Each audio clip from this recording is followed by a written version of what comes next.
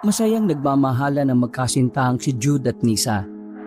Simple lamang ang pamumuhay nila sa kanilang probinsya. May sarili silang bahay na pamana pa ng ina ng babae. Meron din silang mga pananim sa bakuran na siyang pinagkukunan din nila ng makakain.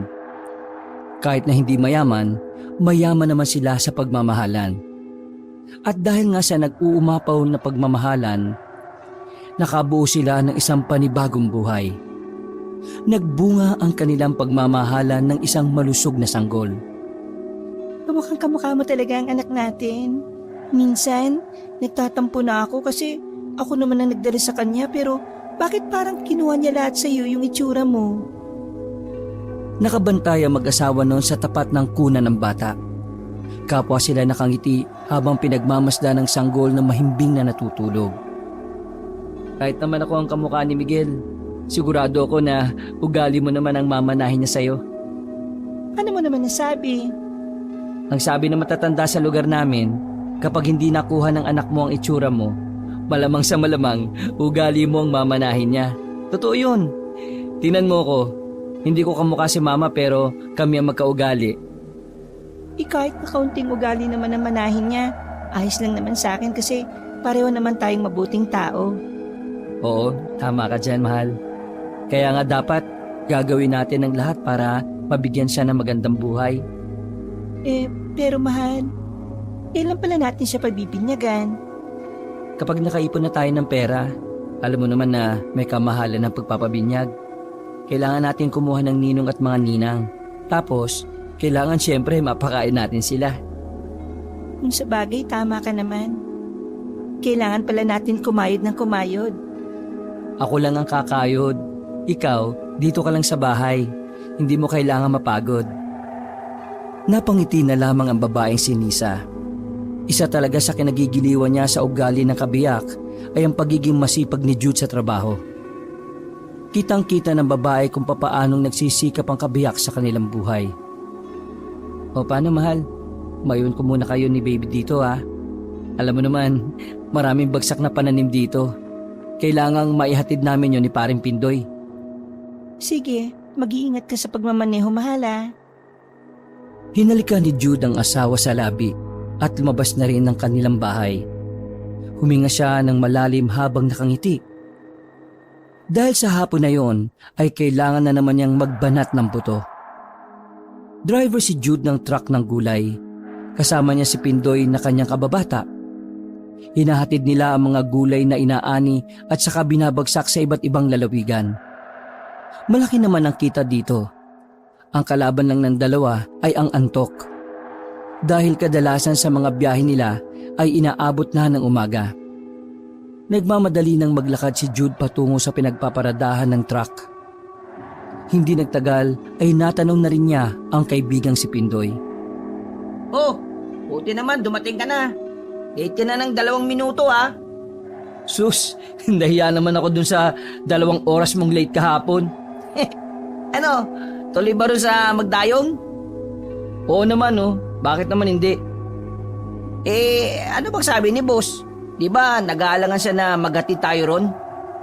Bakit nga ulit nag-aalangan si boss? Nakakalimutan ko na eh. Wala naman siya sinabi na eksaktong dahilan. Basta hindi lang daw siya komportable. Pero pumayag pa rin siya kasi malaking pera makukuha natin doon. Mukhang pera si boss natin eh. Sino bang hindi mukhang pera? Kailangan natin yon. Loko, tara na, sakay na. Sabay na sumakay ang dalawa sa truck. Maingat na pinandar ni Jude ang truck papunta sa lugar ng kanilang boss na pagkukuhaan ng mga gulay. Malapit-lapit lang naman yon kaya nakarating din naman sila kaagad. Pagbaba pa lang nila ay tinawag na sila ng isang matandang lalaki na magara ang suot. Yun ang kanilang boss na si Erning. Mabilis namang silang lumapit doon. Seryoso lang ang mukha ni Mang Erning na magsalita ito. Handa na ba kayo ngayon? Opo naman, boss. Bakit po? May naging problema po ba tayo? Wala naman. Gusto ko lang namang malaman kung kondisyon kayo ngayon. Ayos na ayos naman kami, boss. Pero boss, ano po bang meron sa magdayong? Bakit parang nag-aalangan ka? Wala yon. May naalala lang ako. O basta, kapag may nangyaring hindi inaasahan ha, iisipin nyo lang lagi na dapat makauwi kayo ng maayos. Naintindihan nyo ba? Opo boss, makakaasa po kayo. O sige na, akutin nyo na yung mga gulay sa tambakan natin. Mga ilang sandali lang ay naisampa na rin ng magkaibigan ang mga gulay sa truck. Dakong 6:00 na nang magsimula na silang bumiyahe. May kalayuan ang biyahe nila, kaya naman nililibang na lang ng dalawa ang sarili nila sa kwentuhan. Nakaugalian na rin kasi nila na kahit nasa biyahe sila, pinag-uusapan nila ang ilang bagay-bagay. Kabilang roon ang kanilang mga problema. Pare, tingin mo kaya babalikan pa kaya ako ni Tessa? Napangisi si Jude habang nagmamaneho. Ilang beses na kasing tinanong ni Pindoy sa kanya yon, at iisa lang din naman ang sinasagot niya. Gaya nga ng lagi kong sinasabi, hindi na babalik yun. Nakahanap na ng ibang lalaki yun, di ba? Ay nako, ginawa ko naman lahat eh. Bakit ba nakuha niya pang magloko? Alam mo, hinggit nga ako sa iyo eh. Kasi mabait ang asawa mo. Kailan kaya ako makakahanap ng matinong babae, no? Makakahanap ka lang ng matinong babae kapag matino ka na rin pumili ng babae.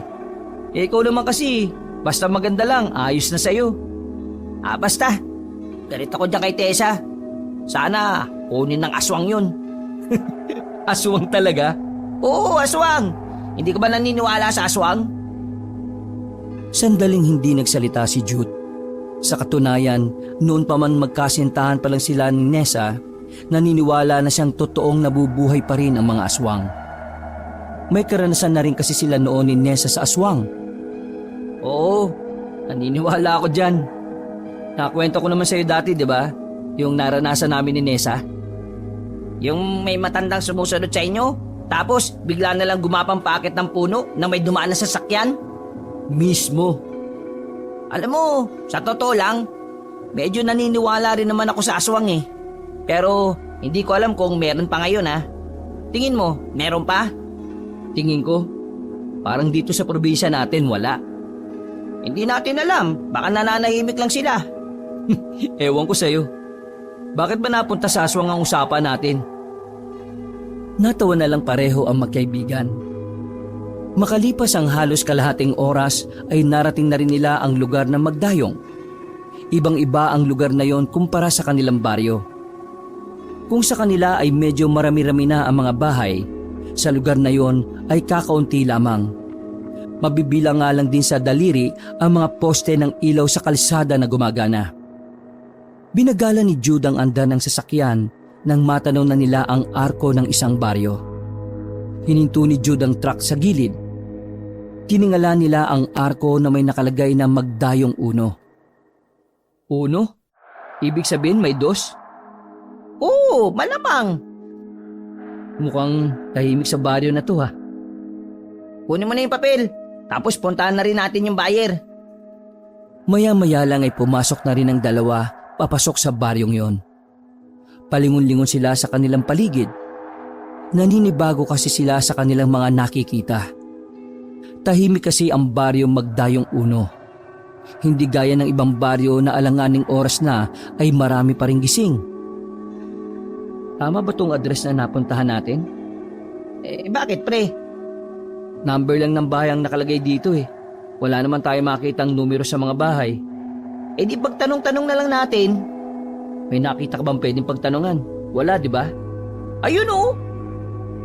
Tinuro ng lalaking si Pidoy ang matandang babae na nakita nilang nasa gilid ng daan. May kung anong pinipitasyon sa mga halaman. Dali-dali naman silang nilapitan na matanda at hindi na nagsayang ng oras para tanungin. Magandang gabi po. Magtatanong lang po kami. Saan po ba rito yung tirahan ni Mrs. Gallo? Tumingin ng seryoso ang matanda sa kanila. Parang inaalam pa kung matino ba silang tao o hindi. Wala silang narinig na salita, pero tinuro na lang na matanda ang direksyon ng kanilang lalakaran. Maraming salamat po ha. Sige po, lalakad na po kami. Nagkibit balikat na lamang ang dalawa. Nagtataka sila kung bakit ang weirdo ng matanda. Ganun pa man, hindi na lang nila yon inisip pa. Ang mahalaga ay nakarating na rin sila sa bahay ng kanilang customer na si Mrs. Gallo. Tao po! Tao po! Nandito po yung magdi-deliver ng mga gulay! Nasa harapan na sila ng malawak na bakuran. Sa loob noon ay may malaking bahay na yari lang din sa kahoy. Merong 3 palapag. Maliwanag sa bakuran at marami din namang tanim sa paligid. Pre, wala yatang tao dito eh. Tawagin mo lang, baka nasa loob lang. Alam mo naman ng mga matatanda, mga bungol na. Inulit-ulit ni Pindoy ang pagsigaw sa labas. At hindi nagtagal, isang matanda na puti na ang buhok ang lumabas mula sa bahay. Sa itsura pa lang nito ay masasabi na ng dalawa na may kaya talaga sa buhay ang ginang. Umarap sa kanila si Mrs. Gallo na nakataas ang kaliwang kilay. Hindi nila inaasahan na may kasungitan din pala ang matanda. Para tuloy silang mga bata na hindi makapagsalita. Kayo ba ang dalawang maghatid ng mga gulay? Opo, kami nga po. Nasa na mga gulay? Hindi na po namin ipinasok dito. Medyo malubak po kasi ang daan eh. Baka malamog po yung ibang gulay. Pero pwede naman po namin bitbitin lahat papunta rito. Hindi na. Magpapasama na lang ako sa inyo ng tao. Sila ang magbubuhat. Sige po. Maraming salamat po. 2 lalaki matatangkad at payat ang sumama sa kanila. Hindi sila kinakausap ng dalawa habang naglalakad sila patungo sa truck. Tahimik lang yon na parabang hindi sila nakikita. Pagdating nila sa mga gulay, walang sabi-sabi na pinagkukuha ng mga lalaki ang mga kargang sako ng gulay. Nagulat ang magkaibigan dahil 4 na sako kagad ang binuhat ng 2 lalaki. Sa payat na mga yon, hindi inakala ni Jude at Pindoy na kakayanin ng mga yon na kumuha agad ng 8 sako. Walang Diyo. Ang lalakas pala. At ang galing pang magbalanse. Tingnan mo, hindi mo lang nahuhulog yung mga sako na nasa ulo. Mga tao ba talaga yan? Hayaan mo na. Ang mahalaga napadali yung trabaho natin. Bilangin mo na lang yung binayad kung tama at nang makaalis na tayo pagkakuha ng mga natitira. Tama naman. Kaso, walang tip. Barat. Nang hakuti na ng 2 lalaki ang mga natitirang sako, tumingin pa sila ng seryoso kay Jude at Pindoy. Akala nga na magkaibigan ay may sasabihin. Pero naghintay lang sila sa wala. Umiling-iling na lang sila. Noong mga sandaling yon, pakiramdam nila ay weirdo talaga ang mga taong nakatira doon. Nagbiro pa nga ang dalawa na baka hindi na inabot ng modernisasyon ang mga taga roon, kaya ganun ang mga kilos nila. Isang madaling trabaho lang ang nangyari nung oras na yon. Unang beses sa buwan na yon ay hindi sila nagbuhat papunta sa bahay ng customer. Bilang mga taga-deliver, malaking bagay na para sa kanila yon. 3:00 na madaling araw nakauwi si Jude sa kanilang bahay. Marami kasi silang pinaghatira ng mga gulay sa iba't ibang lugar. Napapangiti na lang si Jude habang binibilang ang pera na kinita niya. Sa isip-isip niya, malaki-laki ang madadagdag niya para sa pagpapabinyag ng anak. Kaunting tiis na lang anak, mabibinyagan ka na rin. Hindi mawala-wala ang ngiti ng lalaki sa kanyang muka. Nawawala ang kanyang pagod sa tuwing nakikita niya ang kanyang mag-ina. Kinaumagahan, 7:00 pa lang ay maingay na sa paligid. Dinig na dinig kasi nila ang usapan ng mga batikang tsismosa sa kanilang lugar. Ano na naman ang pinag-uusapan ng mga tsismosang ito sa labas? Yung anak na naman ba ni Aling Mela na maagang nabuntis? Hindi. Pinag-uusapan nila yung binyagang bayan daw sa Magdayong Uno. Ha? Binyagang bayan? Sa Magdayong Uno? Oo. Meron daw binyagang bayan doon. Natanggap sila ng mga taga-ibang baryo. Ang sabi, wala raw gagastusin. Sagot na raw nila. Ang iisipin na lang daw ay yung magiging salo-salo pag uwi sa bahay. Aba, maganda yan ah. Ang kaso, legit ba yan? Ang sabi nila, legit naman daw. Nang dahil sa binyagang bayan na sinasabi ay napag-usapan na mag-asawa ang bagay na yon. Hanggat maaari, gusto naman talaga ni Jude at Nisa na magkaroon ng sariling binyag ang kanilang anak. Pero sa liit lamang ng kinikita ng lalaki, matatagalan pa sila para mangyari yon. Kailangan na kasi nilang mabinyagan ng bata bago pa ito mag-6 na buwan. Ang paniniwala kasi ng pamilya ni Nisa, madali nang kakapitan ng masasamang elemento ang sanggol kapag lagpas 6 na buwan na bininyagan. Dahil likas na paniwalain ng pamilya ni Nisa sa mga kasabihan, maging ang babae ay sa binyagan ng bayan na lang din umasa. Wala rin namang magawa si Jude dahil aminado siyang hindi niya kayang agaran na binyagan ng sariling binyag ang anak. Sigurado ka na ba sa binyagang bayan na yan, mahal? Hindi kaya magalit sa atin ang anak natin kapag nalaman niya balang araw na sa binyagang bayan lang siya nabinyagan? Mahal, sagrado din naman ang binyagang bayan dahil may basbas pa rin naman yon ng Diyos. Alam ko, maintindihan rin yon ng anak natin balang araw. O sige, meron naman akong ipon para sa salo-salo rito sa bahay. Ay teka, ilang ninong at ninang ba yung kailangan dyan? Wala naman akong kilalang pwedeng maging ninang ng anak natin eh. Kaya si Pindoy at ang boss niyo na lang siguro ang kunin natin. O sige.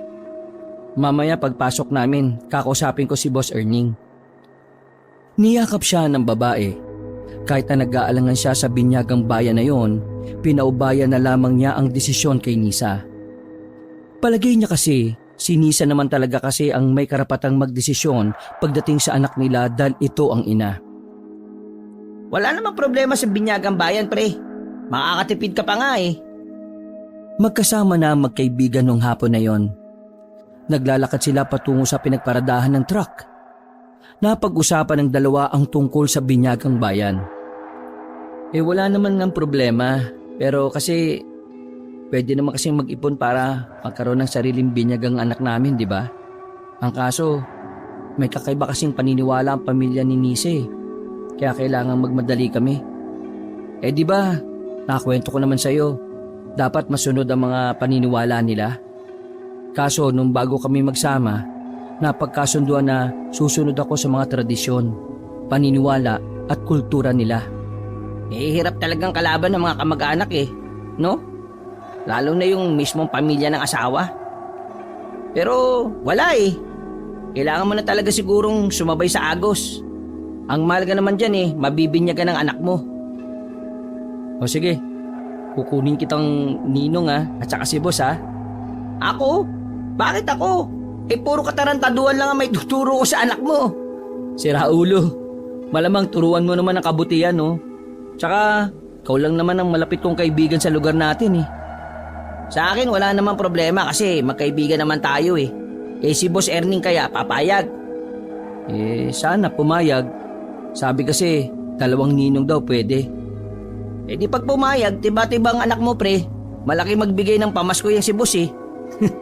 Ginawa mo pang mukhang pera ang anak ko loko. Tinigil na nila ang pag-uusap na yon nang makarating na rin sila sa bakuran ni Mang Erning. Nakaupo lang ang kanilang boss sa paborito nitong silya. Buti maaga kayo ngayon. Kunin nyo na yung nasa lamesa. 2 sobre? Nakita mo ng 2 sobre, sasabihin mo pa. Ibig ko pong sabihin, para saan po ito? Dagdag sahod para sa dineliver nyo kagabi sa Magdayong Uno. Uy, astig talaga ni boss oh. Salamat sa inyo, boss. Pagtingin nilang dalawa ay 1,000 piso ang nakita nila sa loob ng sobre. Nagtaka naman si Jude kung bakit sa dami ng pinaghatiran na nila, sa Magdayong Uno lang sila nagkaroon ng dagdag na sahod. Boss, matanong ko lang, bakit po kami may dagdag? Ay bakit ayaw mo? Akin na, dami mong talong eh. Ay, hindi po, biro lang boss. Bumuntong hininga na lamang ang matanda. Tumayo ito at sandaling humitit ng sigarilyo. Sige na, ihatid nyo na yung gulay sa mga lugar. Marami pong salamat ulit, boss. Tiningnan sila ni Mang Erning na parang naiirita. Paalis na sana ito nang biglang may pahabol si Jude. Boss, siya nga pala. Pwede ba kitang kuning ninong ng anak ko? Napatigil ang matanda at tinapon ng sigarilyo. Pero kung ayaw niyo po ayos lang din naman po. Kailan ba ang binyag? Ha? Sa Biyernes po. Binyagang Bayan po. Binyagang Bayan? Opo, gusto niyo po ba? Hindi naman pwedeng tanggihan ang isang sanggol kaya anong magagawa ko? Sige, basta sabihin mo lang ako kung anong oras aalis sa araw na yon. O kaya sunduin nyo na lang ako dito. Naglakad na paalis ang kanilang boss. Tuwang-tuwa naman si Jude dahil sa pagpahayag na matanda.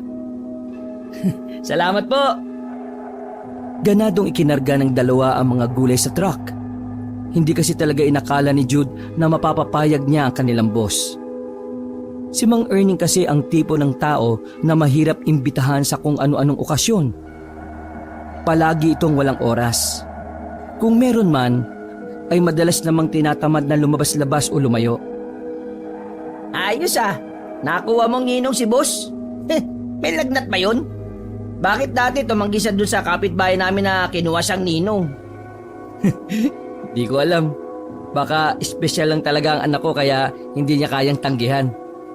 Kung sa bagay, nung mga anak pala si Nisa, sasakyan niya rin ang pinagamit niya, di ba? Kaya hindi nakakapagtaka na pagbigyan ka nun. Ay, siya nga pala. Saan nga pala yung unang destinasyon natin dyan? Bayan to pre. Tapos yung mga natira, malalapit na. Bumiyahin na rin kaagad ang dalawa. Inuna na nilang puntahan ng bayan dahil malayo-layo yun sa kanila. Kung tatansyahin ay aabutin sila ng halos 1 oras. Nang kalahating oras na silang nasa biyahe, nadaanan nila ang baryo ng Magdayong Uno. Sa hindi malamang dahilan ay nakaramdam sila ng kakaibang lamig. Tila ba may bigat sa pakiramdam nila nang maalala ang naging customer nila doon. Weirdo ng baryong yun, no? Weirdo nga. Pero hindi ko ba nasabi sa iyo na doon gaganapin yung binyagang bayan? Ha? Doon? Sigurado ka ba? Parang wala naman ako nakitang simbahan doon Meron daw, sabi ni Nisa. Sa mga nakausap niya, bandang dulo pa raw ng Magdayong Uno, yung simbahan nila. Ganun ba?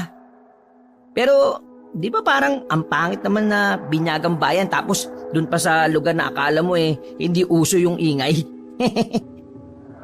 Wala tayong magagawa Libre na nga lang Sponsor daw yun nung mayamang negosyante na taga roon. Bukas may pupunta sa baryo natin para kausapin ng mga magpapabinyag. Kung sa bagay, nakakapanginayang din naman kung palalagpasin natin yung ganyang oportunidad. Pero, uy! Hinto! Agad na napaapak ng preno si Jude nang biglang may sumulpot na baboy ramo sa harapan ng kanilang truck. Muntikan na nila yung masagasaan. Mabuti na lang ay alerto din ang utak ni Jude noong mga oras na yon. Malalalim na paghinga ang ginawa ni Jude. Kahit na kasi hayop lang yon, ay ayaw na ayaw pa rin niya na merong siyang masasagasaan. Pagtingin nila sa tapat ng truck ay nakatingin lang sa kanila ang baboy ramo. Hindi na muna pinaandar ni Jude ang sasakyan dahil masyado pa siyang naggulat sa nangyari. Nakita nilang naglakad na ang baboy ramo papunta sa gilid. Sa mismong parte kung saan naroon si Jude. Laking gulat ng dalawa nang bigla na lang may lumitaw na tao roon at nagsalita. Ayusin niyo ang pagmamaneho niyo Baka makabangga kayo ng ibang nilalang. Naglakad na rin ang lalaki palayo. Sandaling natamimi ang magkaibigan sa sinabi ng lalaki. Sakalang nila namukhaan ng lalaking yon nang wala yon sa paligid. Pre, di ba yun yung isa sa mga lalaking nagakot ng gulay sa Magdayong Uno? Oo nga, siya nga. Pero ang pinagtataka ko lang, nasan yung baboy ramo? Bakit bigla na lang lumitaw yung lalaki sa gilid ko? Hindi kaya, pre, di kaya aswang yung lalaki? Aswang yung isa sa tauhan ni Mrs. Gallo? Sa ideya na baka tama nga ang kanilang hinala, hindi na nagdalawang isip pa si Jude na paandarin ng muli ang truck. Harurot niya itong pinatakbo. Nagkaroon sila ng pagkabahala na baka sa parting yon ay marami palang aswang na nasa paligid. Nang malayo-layo na ay nakahinga na rin ng maluwag ang dalawa. Normal na lang din ang bilis ng takbo ng truck. Alam mo pre, malakas talaga ako tungkol na aswang yun eh. Sabi sa iyo pre, meron pa ring aswang dito sa probinsya natin eh. Buti walang ginawang masama sa atin, no?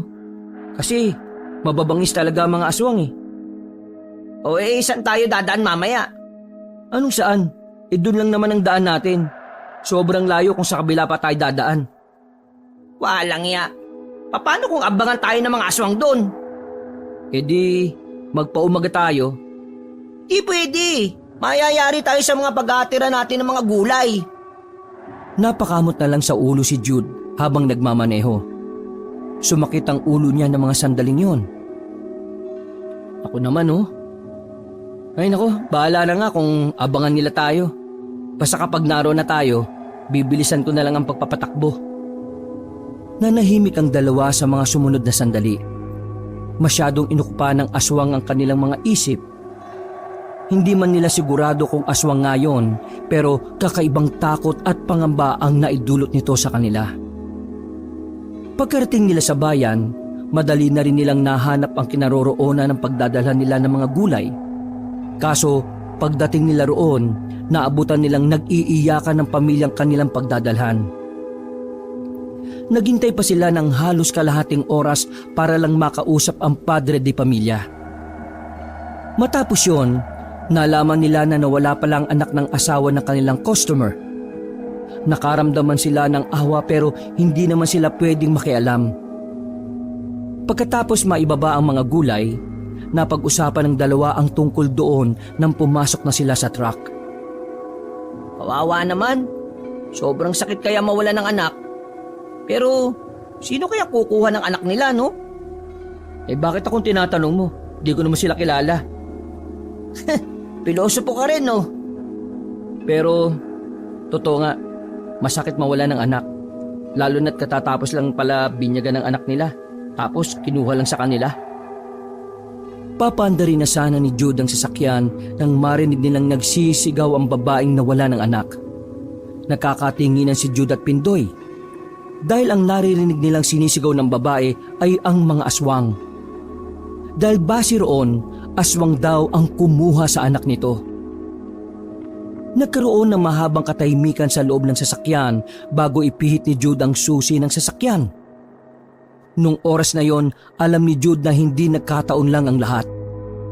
Ang mga sunod-sunod na pag-expose ng mga aswang, nararamdaman niyang totoo talagang meron ng mga nilalang na ganon sa kanilang probinsya. Pinaandar ni Jude ang sasakyan.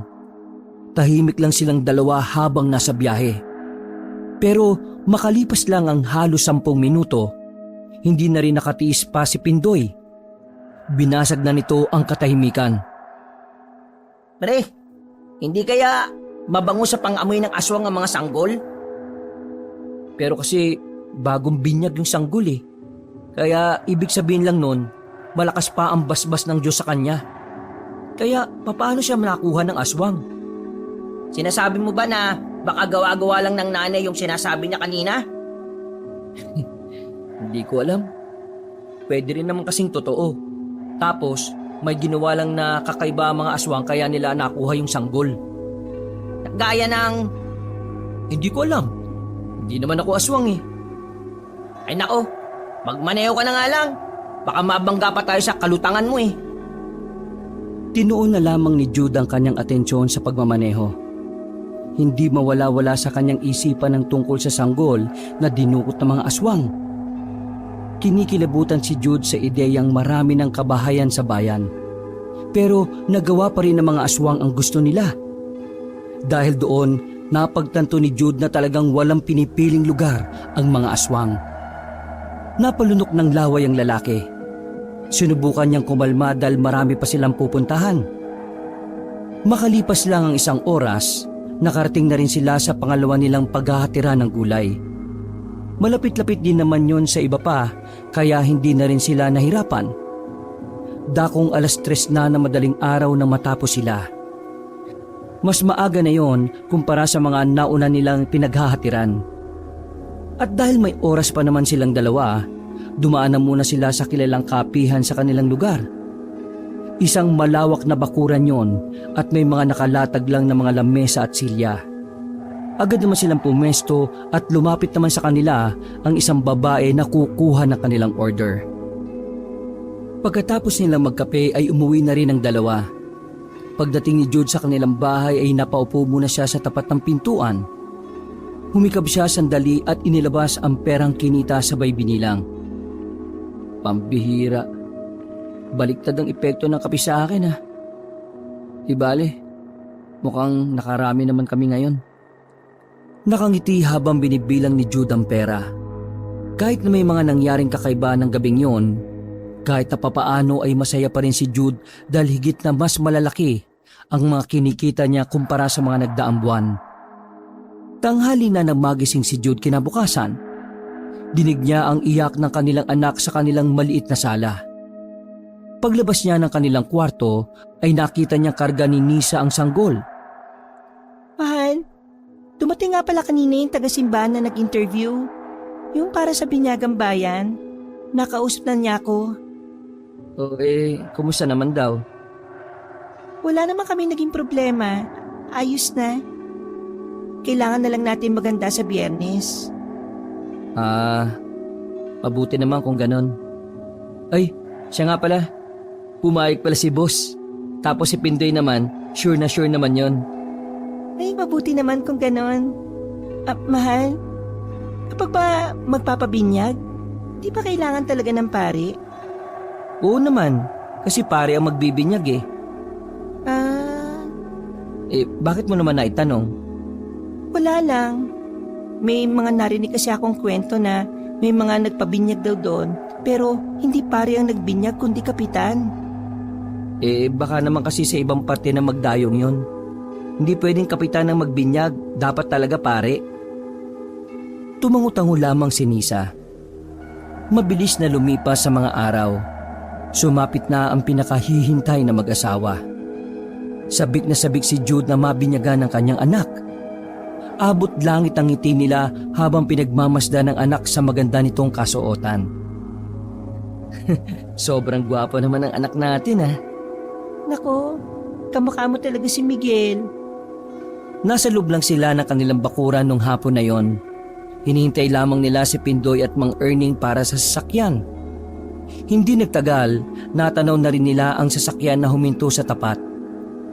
Masayang lumapit ang dalawa sa labas, dala ang sanggol. Sakay na pre, sa likod kayo. Nagmamadaling sumakay si Jude at Nisa. 3:00 na rin kasi ng hapon nun. Maraming salamat po boss sa pagpapahiram nitong sasakyan. Wala namang problema sa akin yun eh. Pero saan ba binyagan? Bakit ba ganitong oras na magsisimula? Sa magdayong uno po eh. Napalingon sa kanila si Mang Erning sa likuran. Hindi nito inaasahan na yun ang isasagot ng lalaki. Sa magdayong uno? May binyagan ba sa lugar na yon? Opo, may nakausap kasi kami na taga-simbahan doon. Libre na raw lahat. Tapos may pa-interview pang nalalaman eh. Ganun ba? Okay, sa magdayong uno pala. Hindi maipinta ang mukha ni Mang Erning nung oras na yon. Hindi na lamang niya pinahalata sa mag-asawa. Ayaw niyang sirain ang saya sa mga yon. O paano? Aalis na tayo ha? Mag-iingat ka sa pagmamaneho. Wala akong tiwala sa pagmamaneho mo eh. Habang abala sa pag-uusap ang tatlo, tahimik lang si Mang Erning sa biyahe. Napansin naman yun ni Jude pero hindi na lang din siya nagtanong. Mga ilang sandali lang ay nakarating na rin sila sa magdayong uno. 4:00 na nung oras na yon, huminto sila sa tapat sandali. Papasok ba natin tong sasakyan malubak sa loob? Anong gusto mo? Lakarin natin hanggang dulo malikabok. Kita mong may kasama tayong bata oh. Sige na, pasok mo na. Napapakamot na lang sa ulo ang lalaking si Pindoy. Tumagal sila sa parting yon ng baryo. Sobrang daming lubak kasi. At ang iba pang parte ay may mga malalambot na lupa. Sa tansya ni Jude, tumagal yata sila ng halos 30 minutos din. Saka lamang nila natanaw ang sinasabing simbahan sa dulo ng baryo Magdayong Uno. Oh, yun pala oh. Mula sa loob ng sasakyan ay nakita nilang may 4 na mga nanay ang naroon. Dala-dala ang mga sanggol na ipabibinyag din. Bakit parang kakaunti lang kayo? Baka kasi papunta pa lang yung iba. Malay natin naligaw-ligaw kasi liblib na rin naman itong parting ito eh. Ngayon lang ako nakakita ng simbahan na nakatirik sa liblib na lugar ah. Ang mahalaga, mabinyagan ng anak natin oh. Maayos na ipinarada ni Pindoy ang sasakyan sa gilid. Napatingin pa sa kanila ang ibang magulang na naroon nang bumaba na sila ng sasakyan. Paglapit nila, agad na sinabi sa kanila ng magulang na sila lang talaga ang magpapabinyag. Ang iba raw kasi ay hindi na tumuloy. Habang kinakausap ni Nisa ang mga kapwa nito ina, sumilip naman si Jude at Pindoy sa loob ng sinasabing simbahan. Mukha namang simbahan ang nasa loob, pero nakapagtataka na wala silang nakitang ribulto ng kahit na anong santo at kahit imahe lamang ni Jesus. Ang naroon lang ay mga ribulto ng mga anghel na nasa gilid ng altar. Ano kayang relihiyon ng mga taga rito? Tingin mo, Katoliko? Katoliko naman siguro. Hindi naman siguro sila mag-iimbita ng binyagang bayan kung iba ang relihiyon nila sa iniimbita nila. Kung Katoliko, bakit ganyan? Baka naman kasi under renovation pa kaya wala nang iba pang mga disenyo. Renovation? Natigil ang kanilang pag-uusap na makita nila ang pamilya na mukha ng matandang babae na nasa loob ng simbahan. Oh, si Mrs. Gallo yun, di ba? Oo nga no. Anong ginagawa niya rito? Papabinyag din siguro. Loko. Nakita nilang tila minamanduhan ni Mrs. Gallo ang mga naroon. Kaya naisip ng dalawa na baka may posisyon doon na matanda. Maya-maya pa, tinawag na rin ang lahat ng mga magpapabinyag. Halos nasa 15 katao lang sila. 4 na magpapabinyag at ang iba ay mga ninong at ninang. Wala na silang hinihintay pa. Bagay na ipinagtataka na ni Jude. Saka lamang din kasi sila nakaramdam ng pagkailang. Hindi sila komportable sa lugar. Lalong-lalo na sa simbahan na yon. Liblib na kasi. Parang yon ang tipo ng lugar na kapag may nangyaring masama sa kanila, mahihirapan silang makahanap ng tulong. Sa kabila ng pag-aalinlangan ni Jude, ay wala na rin naman siyang nagawa. Pero isa pa sa ipinagtataka niya nang malamang si Mrs. Gallo ang magpapabinyag sa mga bata. Mahal, hindi naman pare yan si Mrs. Gallo ah. Hindi ba sinasabi sa inyo na hindi pare ang magbibinyag? Hindi, wala namang sinabi. Ayos lang ba yung ganyan? Parang hindi yata yan. Ako ang namumuno sa baryo ng Magdayong Uno. Isang Katoliko na tagasunod sa utos ng Diyos. Ako ang magbibinyag sa mga bata. Kung nagtataka kayo kung bakit walang pare, yun ay dahil hindi pare ang nagbibinyag sa amin dito. Sapat na ang isang taong may matinding pananampalataya sa Diyos ang maaring magsagawa ng binyagan. Pagkatapos ng binyag, wala na kayong iintindihin. Sagot na namin ang lahat. Kahit ang handaan ay dito na rin gaganapin. Teka, akala ko ba may sarili tayong handaan? Ano to? Iwan ko. Pero hayaan na natin. Ang mahalaga makatipid tayo. Nisa naman, hindi na tama yung nangyayari. Mahal, igalang natin ang binyag ng mga bata. Napabuntong hininga na lamang si Jude. Hindi na rin ito nagsalita nang makitang napatingin sa kanya si Mrs. Gallo. Sinimulan na ng matanda ang seremonya. Mga ilang sandali lang ay inilapit na rin ang mga sanggol. Sa halip na tubig ang ibubuo sa ulo ng mga yon, ay isang likidong itim ang ibinuhos. Maging ang ibang mga magulang at ninong at ninang ay nagtaka. Pero hindi na rin sila nakaalma dahil tuloy-tuloy ang ginagawa ng mga alalay ni Mrs. Gallo. Matagumpay na nabinyagan ng mga sanggol. Ganap na silang Katoliko. Sumunod kayo sa amin at magkakaroon tayo ng munting salo-salo para sa mga bagong anak ng Diyos. Nauna nang naglakad sila Mrs. Gallo. Samantalang nagpaiwan naman sandali sila Jude sa simbahan. Tingin ko, hindi na tayo dapat sumunod pa sa kanila. Umuwi na tayo. Mahal naman. Bakit ba? Ano ba problema mo? Kanina ka pa. Hindi mo ba napapansin? Ang daming mali. Ibang-iba ito sa binyagang bayan na inaasahan ko. Oo nga, Mare. Ang weird talaga eh. Paano ibang-iba? Ang pagkakaiba lang eh. Ito ang oras para ikaw naman ang makinig kay Jude. Hindi na rin maganda ang pakiramdam ko sa lugar na ito. Ang totoo niyan, noon pa man ayaw ko na rito. Boss, anong ibig niyo sabihin? Bumalik na tayo sa sasakyan at doon ko na lang sasabihin.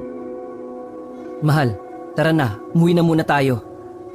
Nakasimangot ang babaeng si Nisa.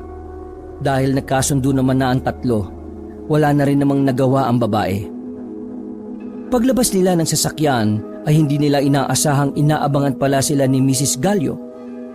Nagulat pa ng bahagya si Jude. Saan kayo pupunta? Hindi ba kayo sasama sa pagdiriwang? Maraming salamat na lang po.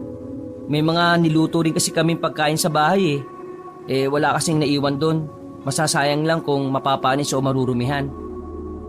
Pero kasama sa tradisyon na dito ginaganap ang pagdiriwang dahil nandito ang diwa ng Panginoon.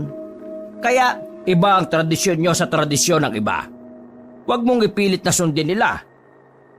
Maraming salamat po talaga pero kailangan na po talaga naming umuwi eh. Ang batang yan.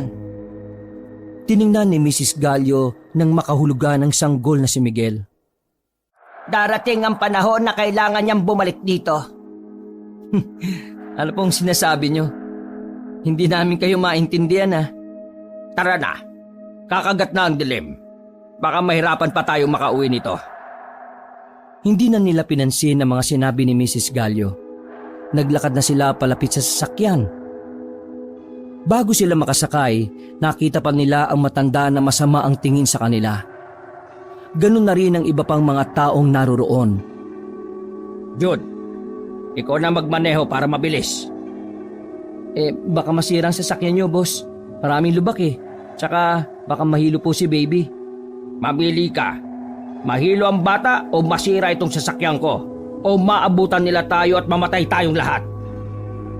Mamamatay tayong lahat? Bakit?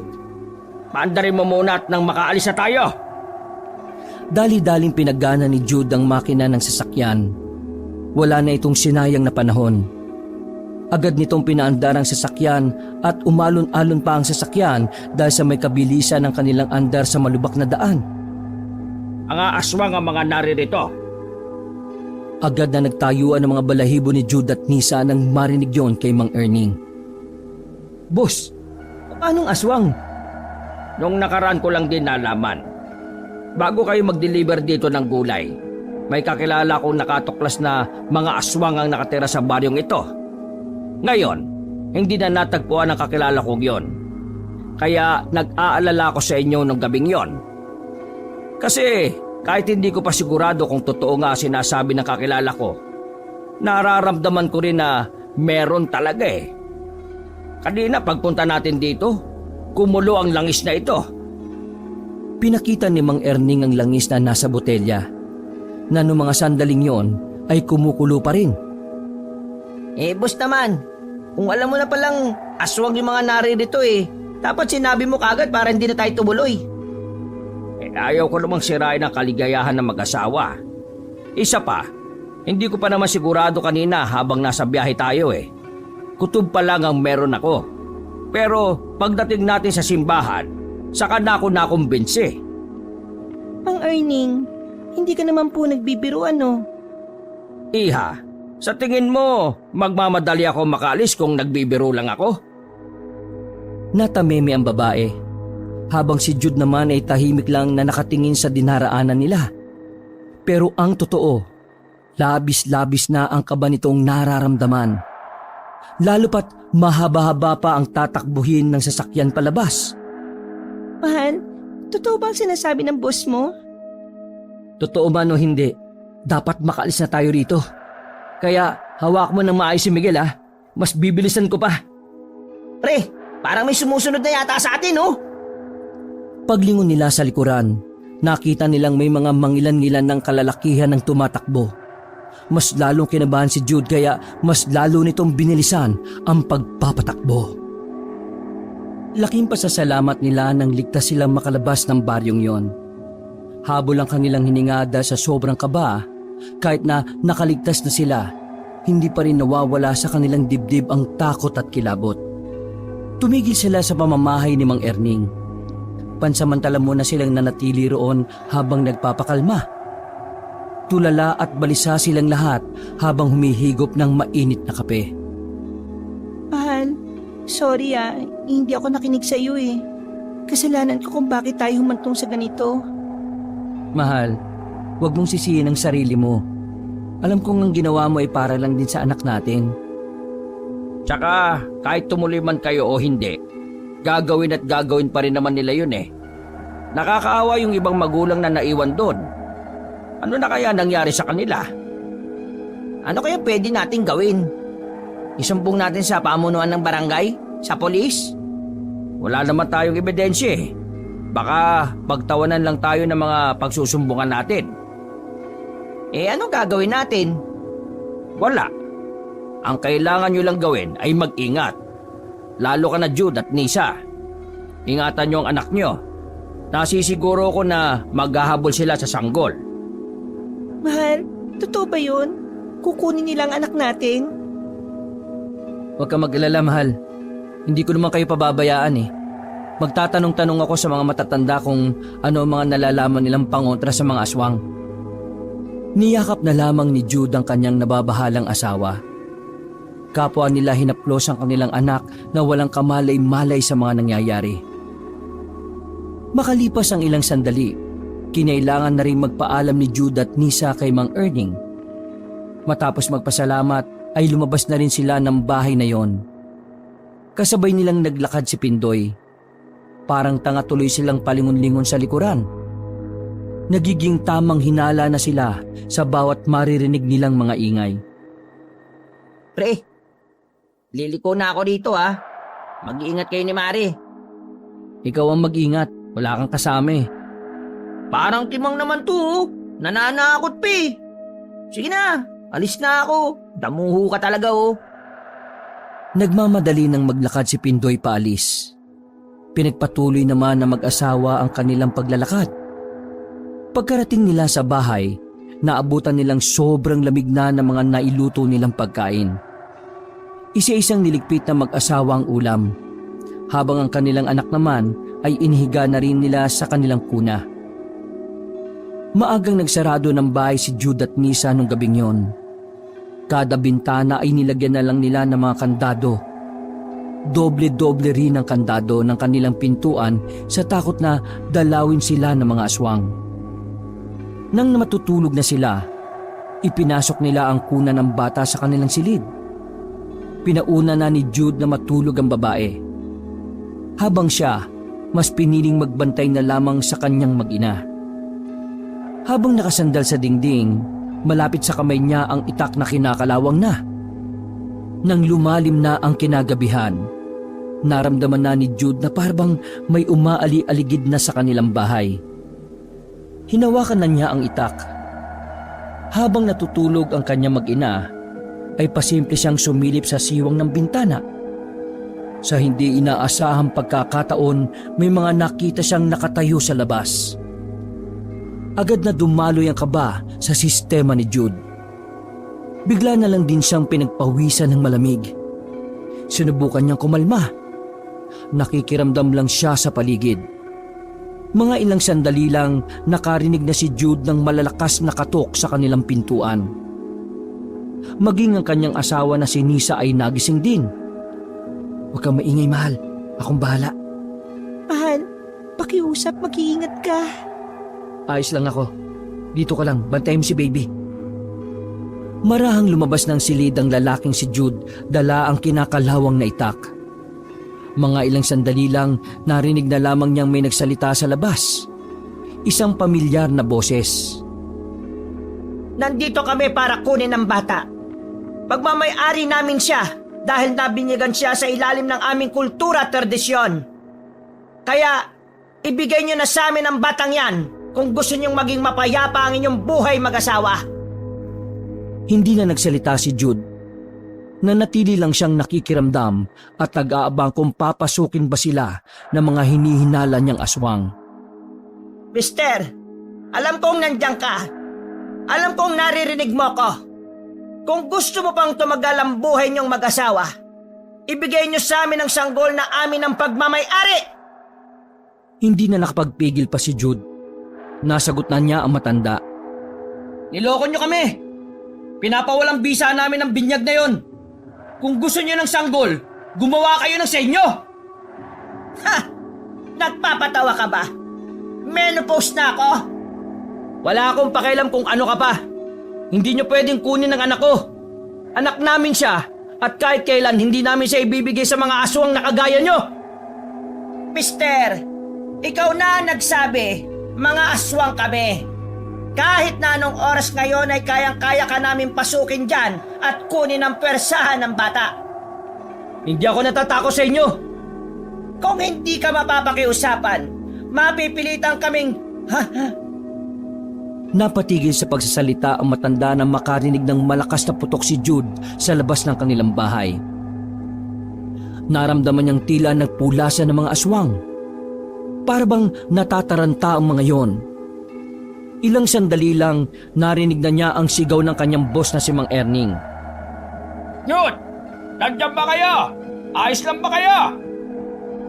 Hindi na nagdalawang isip si Jude na buksan ang pintuan. Bumungad sa kanya ang boss na may daladalang shotgun. Kasama nito ang ilan sa mga tauhan nito. Mabuti po dumating kayo, boss pare. Malapit na nila kami pasukin eh. Ang maigi pa, doon na muna kayo sa bahay. Delikado rito sa bahay nyo dahil madali itong mapapasok. Maraming salamat po talaga, boss pare. Sige na, bilisan nyo na. Habang hindi pa bumabalik ang mga aswang na yon. Agad na pumasok si Jude sa kanilang silid. Mahal, nasa labas sila, boss pare. Doon na muna tayo sa kanila. Agad na nag-impake ang mag-asawa. Binalot nila ng makapal na kumot ang kanilang anak. Lumuwag lamang ang kanilang kalooban na makarating na sila sa pamamahay ni Mang Erning. Kampante naman ang mag-asawa na ligtas sila roon dahil bato ang bahay ni Mang Erning. Bukod pa roon ay meron din itong gwadya na nagbabantay sa labas ng bahay nito. Maraming salamat po talaga, boss pare. Hindi ko na alam ang gagawin ko kung hindi kayo dumating eh. Masama talaga ang pakiramdam ko kanina kaya naisipan kong puntahan ka, pare. Sakto naman na may mga aswang na pala sa tapat ng bahay ninyo. Sa nangyari kasi na binyagan, alam ko na baka balikan nila kayo para kunin ang bata. Yun nga pong sinabi sa akin kanina ni Mrs. Gallo eh. Hindi nila kami patatahimikin hanggat hindi nila nakukuha sa amin yung anak ko. Kaya maraming salamat po talaga sa inyo, boss pare. Tumigil ka nga sa kakapasalamat mo. Ginagawa ko lang naman ito para sa inaanak ko. Pero walang bisa po para sa amin ang binyag na yon. Kahit na, ninong pa rin ako niyan kapag nabinyagan niya sa totoong simbahan. Sa ngayon, mag-isip muna tayo ng paraan kung paano natin matatalo mga aswang na yan. Sige, boss pare. Mas kailangan yata natin silang iwasan kaysa labanan eh. Wala tayong sapat na karanasan sa pakikipaglaban sa kanila. Kaya naman, malaki ang tsansa na mapahamak lang po tayo. Mas maigi siguro kung aalis na lang kami ng probinsyang ito eh. Jude, pare, alam mo, kahit saan kayo magpunta, hahanapin nila kayo. Mahalaga ang buhay ng bata para sa kanila. Ikaw na rin ang nagsabi, hindi nila kayo titigilan. Ano nga po ang gagawin natin?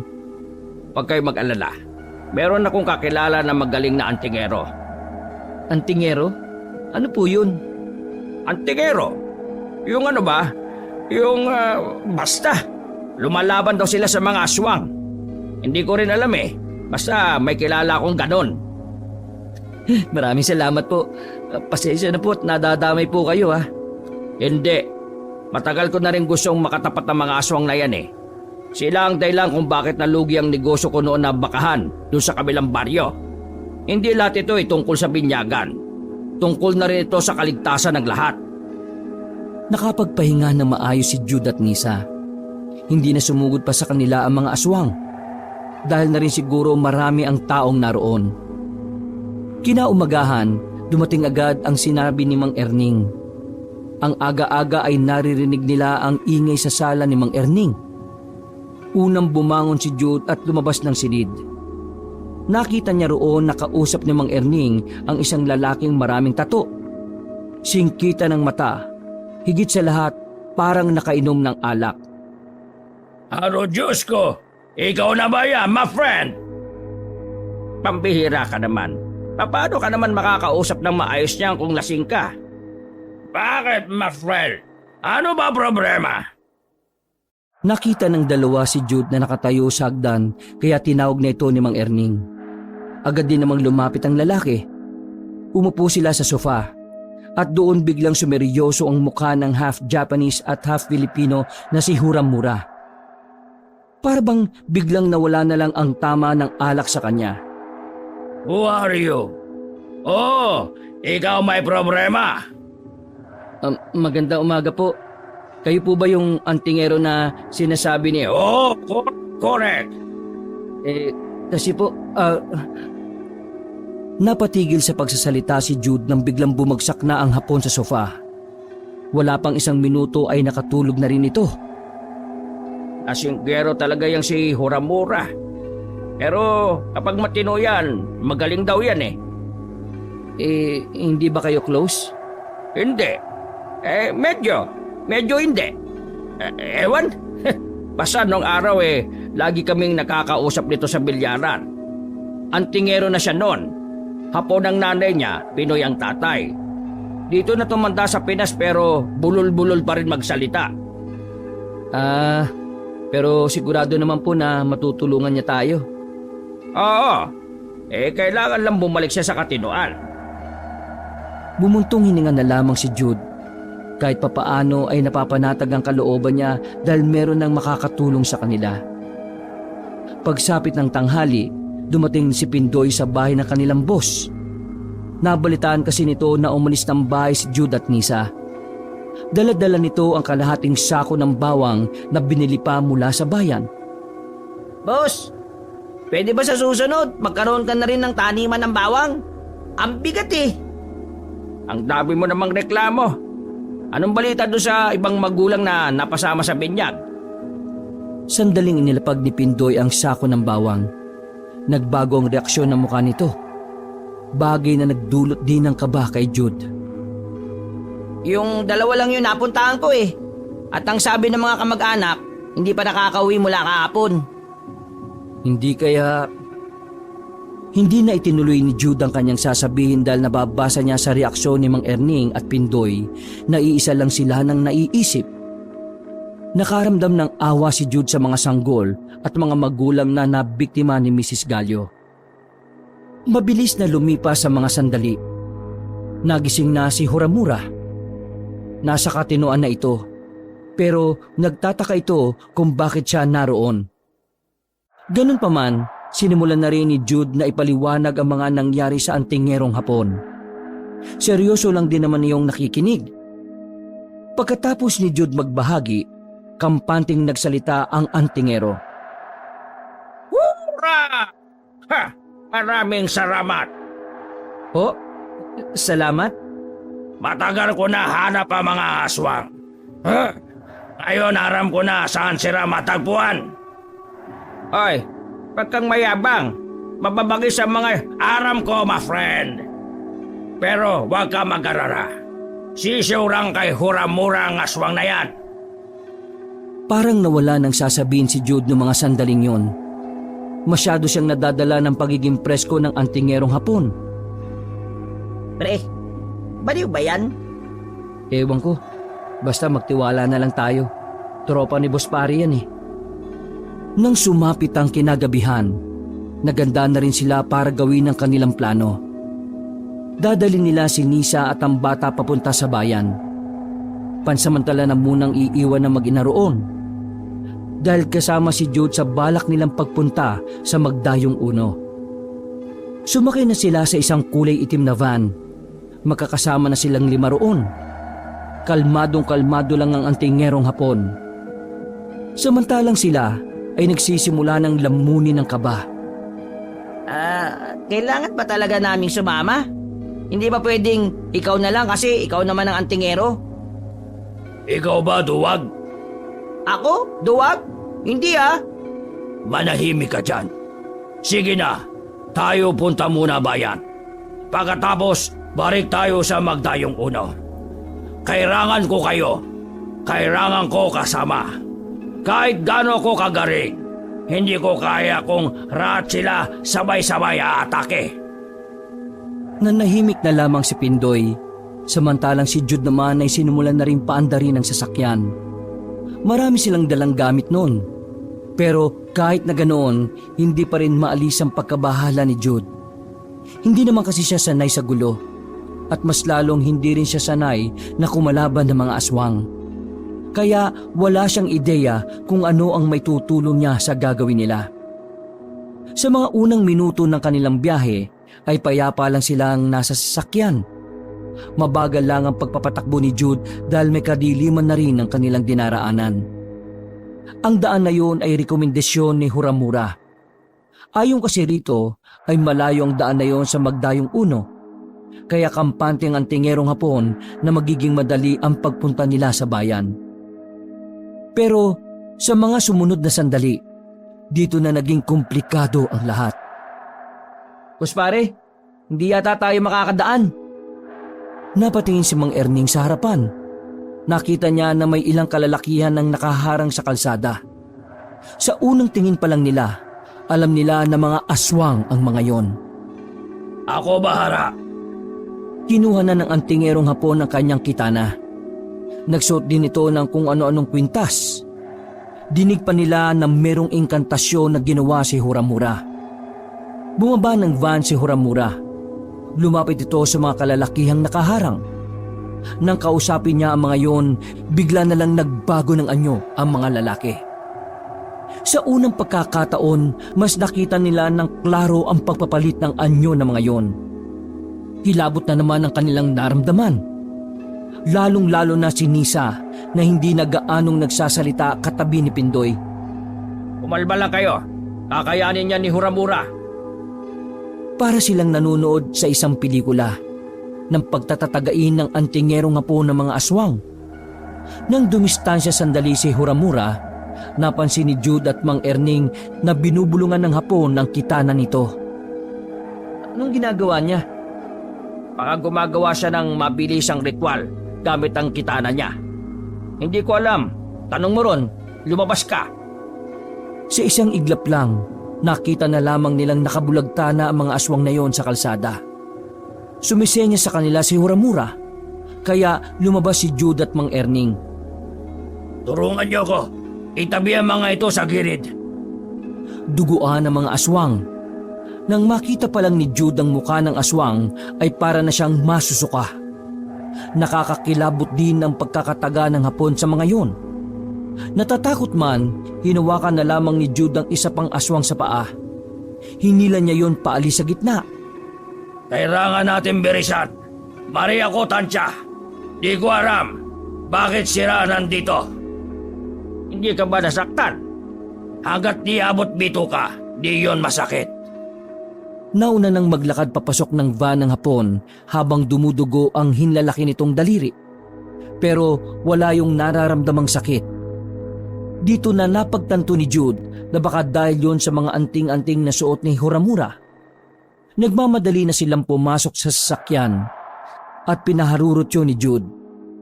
Mabuti na lang talaga at likas na mahusay si Jude sa pagmamaneho. Kaya naman nakarating na rin sila ng bayan ng walang napapahamak sa kanila. Dinala nila si Nisa at ang anak ni Jude sa isa pang bahay ng Mang Erning sa bayan. Ligtas naman yun doon dahil sa parting yun ay marami mga beer house na buhay sa gabi. Kaya naman malabong mapuntahan sila ng aswang doon. Ipangako mo sa akin na babalik ka ng ligtas, ha? Ayaw kong lumaki ang anak natin na walang ama. Huwag ka mag-alala, mahal. Mag-iingat ako.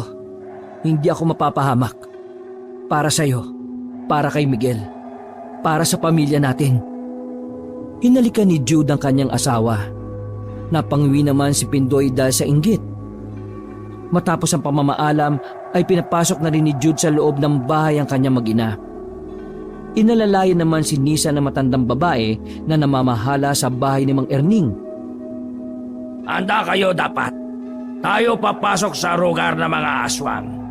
Ikaw, Raraki, tandaan mo, gagawin mo to para wala na aswang hahabor sa anak mo. Pariwanag! Oo, gagawin ko makakaya ko para protektahan ang mag-ina ko. Kung ganon, tayo na! Nagsimula silang bumiyahe patungo sa Magdayong Uno. Sa mga pagkakataon na yun ay batid ni Jude na 50-50 ang tsansa na makalabas pa sila ng buhay. Maring yun na rin ang huli nilang sandali. Pero ipinagdasal na lamang ni Jude na sana magawa nilang ipanalo ang laban na yon. Tahimik lamang si Jude habang sila ay nasa biyahe. Si Mang Erning at Huramura sa likuran. Naglilinis ng talim ng itak at kitana. Huwag kayo matakot. Ako kabisado naag-aarawan ng mga aswang. Isa pa, kayo di naman raraban ng matagar. Aaralay lang kayo sa akin. Ako bahara sa inyo. Mariwanag! Tumangutango lang sila. Hindi nagtagal, nakarating na rin sila sa Magdayong Uno. Katulad ng inaasahan, isang nakabibinging katahimikan ang sumalubong sa kanila. Sa sobrang tahimik, nakakadagdag yon sa pangamba ni Jude. Erning, kaya ba ng buto mo? Sinaulo ka bang hapon ka? Malamang oo. Naglakad na rin sila papasok ng baryong yon. Dikit na dikit silang apat.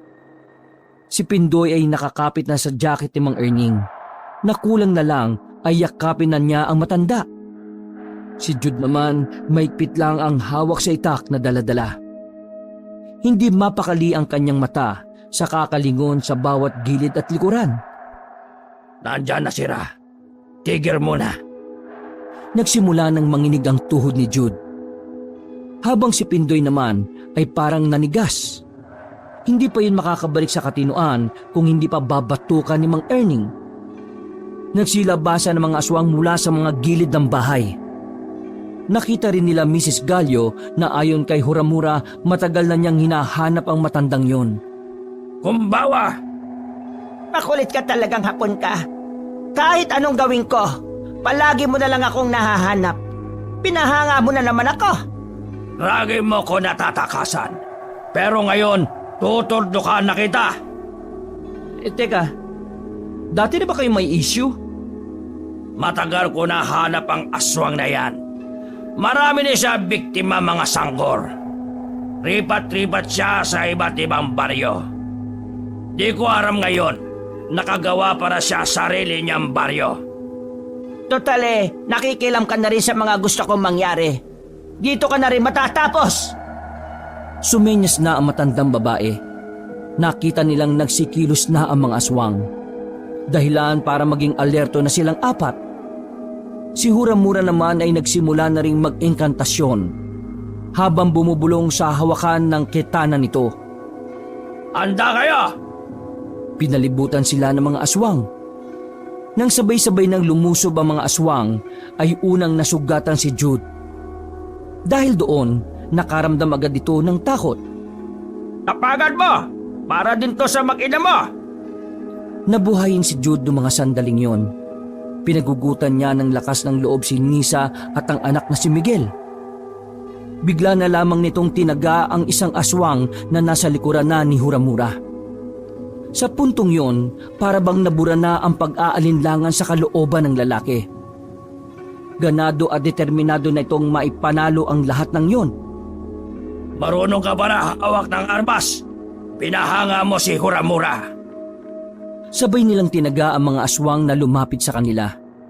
Nakakasabay rin naman si Mang Erning kahit na may edad na. Ganon din naman si Pindoy na parang nag-i-enjoy na rin sa ginagawa.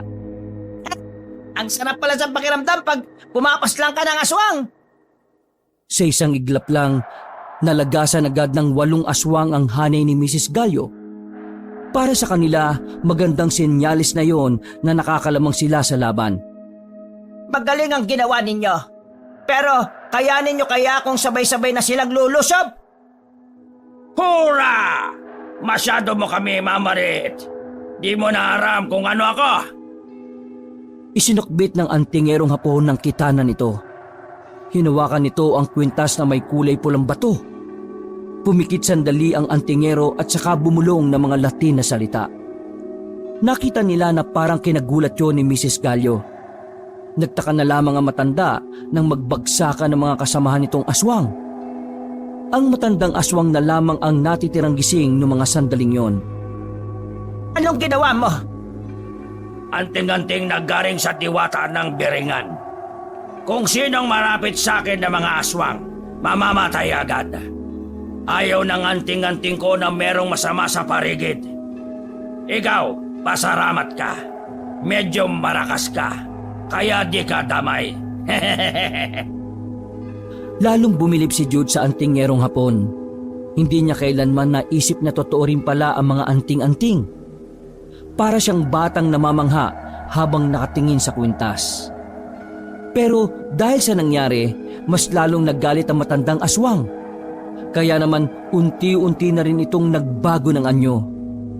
Dumistansya sila ng bahagya. Naging kulay itim ang buong katawan ni Mrs. Gallo. Humaba rin ang mga kuko nito at nagkaroon ng buntot sa likuran. Kapansin-pansin din ang 2 sungay sa ulo nito na baluktot. Ang medyo kuba naman na likod nito ay tumuwid. Parang hindi na matanda ang kaharap nila. Teka, bakit naging ganyan yan? Pangit na nga kanina, mas pumangit pa eh. Nako, mukhang eto na ang katapusan natin. Huwag kayo arara. Ako bahara. Sa ano... Ha? Bakit? Ano problema? Bakit ayaw gana ng mga anting-anting... Hindi na natuloy ng Hapon ang sasabihin nito nang lumapit na sa kanya ang malakas na aswang. Dinakma siya sa leeg at saka itinaas sa ere. Sinubukang tagain ni Mang Erning ang aswang pero sinipa lang siya nito ng malakas. Tumansik si Mang Erning sa gilid. Habang si Pindoy naman ay napangunahan ng takot. Tinulungan na lamang makatayo si Mang Erning. Hindi ako natatakot sa iyo! Matapang na lumapit si Jude sa aswang habang sakal pa rin nito si Huramura. Kaso sa kasamaang palad, sinakalang din siya nito. Sabay silang binagsak sa lupa. Namilipit sa sakit ang 2. Hindi agad sila nakatayo. Anong akala mo sa akin? Mahina pa rin matapos ng maraming taon kong pag-iwas sa iyo? Huramura, tinataglay ko na ang kapangyarihan ng isang sinaunang aswang. Wala ako pake. Matataro. Manahimik ka na! Tanggapin mo na lang na dito ka na magwawakas. Habang nakadapa si Jude ay nag-iisip siya ng paraan kung papaano matatalo ang aswang na yon. Naawa na siya kay Huramura dahil parang papel lang itong binubugbog ni Mrs. Gallo. Duguan na ang mukha ng antingerong Hapon. Wala itong magawa dahil lahat ng dala nitong anting-anting ay hindi na gumagana. Habang gumagapang si Huramura ay napatingin ito kay Jude. Bigla na lamang sumilay ang ngiti nito. Aram ko na bakit di nagana anting-anting. Anong sinasabi mo? Nakahanap na ng bagong amo anting-anting. Biglang hinubad ng antingerong Hapon ang kwintas na may pulang bato. Hinagis niya yon kay Jude.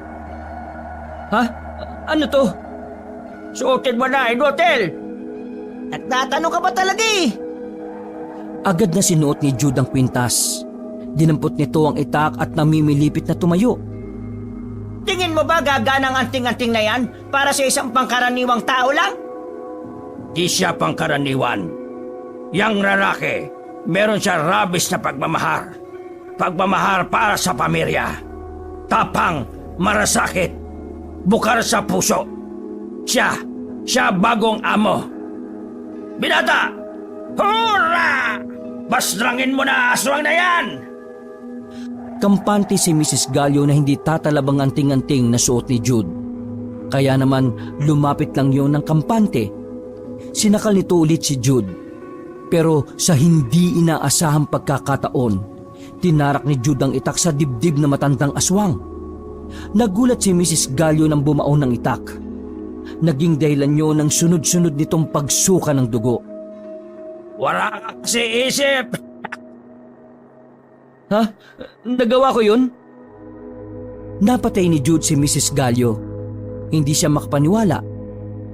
Pero nagpapasalamat na lang siya dahil natuldukan na ang bantang panganib sa kanyang mag-ina at sa iba pang mga tao sa mga baryo. Nailigtas din nila ang mga bihag na sanggol at mga nanay. Nang matalo nila ang mga aswang, winasak nila ang baryong Magdayong Uno.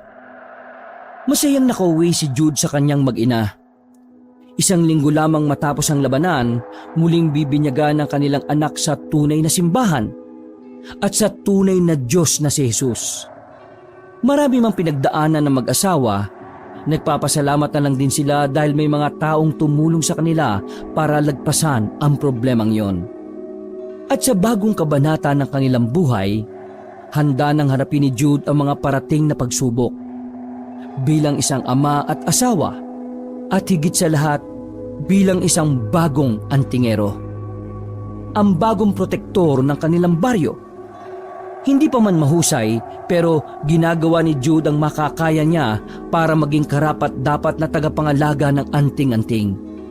At para maging karapat-dapat na antingerong ama para sa kanyang anak. Wakas.